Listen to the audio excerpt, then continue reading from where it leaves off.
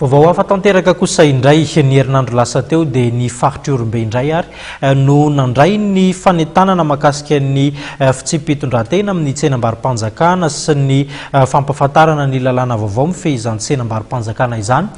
Ny tsara ho fantatra mikasika azy ity no entina amintsika ao anatin'ity fanadihadiana manaraka ity. Eny amin'ny faritra Ihorombe dia tsy ampy ireo mpandray anjara amin'ny tsenam-barom-panjakana. Raha ny eo iosy dia tsy misy afa-tsy folo eo ireo mpandraraha manatanteraka ny tsenam-barom-panjakana. Tamin'ny herinandro lasa teo dia nisy ny fampahafantarana samihafa nataony teo anivo ny manavy-mahefa mandrindra ny tsenam-barom-panjakana na ny ARMP mikasika ny code d'éthique na ny fitsipim-pitondran-tena sy ny lalàna vaovao mifehy ny tsenam-barom-panjakana. Raha ty resaka tsenam-barom-panjakana ty zany no asinteny zany raha tsy jerisika raha ohatra ny tranga itoiso zany dia mazava ho azy fa netiko zany itoiso zany amin'ny resaky tsenam-barom-panjakana ty dia nanisany zavatra mampitaraina andreo le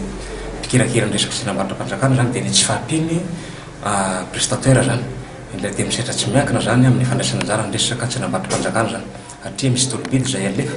bidabe aty atoerana zany dia efa mezaka ihany nefa zareo ino ty le personne responsable de marché public na le tompona andraikitra mikirikira ny tsenam-barom-panjakana dia ny zavatra tena mampitaraina an zareo zany dia tsy fahampiny ny mpandray anjara satria fantatsika tsara zany fa raha ty resaky tsenam-barom-panjakana ty no sinteny dia mba hampisina zany resaky hoe fitsitsina sy fahombiazana ny fampiasam-bola-panjakana zany ka dikan'izany zany manoloana zany tranga zany dia inona zantoko zany fa tsy handeha mihitsy ty resaka tsenam-barom-panjakana ty eto toerana zany satria ny tena mpiara-montinatoko zay tsy azo divirina moa zany mampisina zay ny fitsitsina sy fahombiazana zay dia ny fandraisan'ny ina moa ty ny prestateur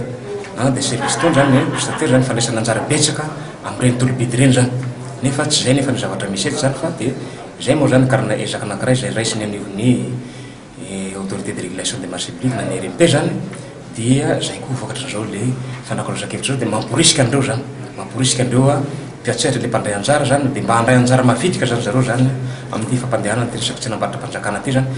Ankoatrin'ireo antsoina hoe acteur budgétaire sy ny fiarahamonim-pirenena dia nisy ihany koa ny atrikasy izay niarahana tamin'ireo mpianatra ao amin'ny faritry Ihorombe ka ny mpianatra eo anivon'ny CNT MAD sy ireo paramédicaux no nandray anjara tamin'izany ary hita fa nahaliana azy ireo tokoa ny alala bebe kokoa mikasika ny tsenam-barom-panjakana izay.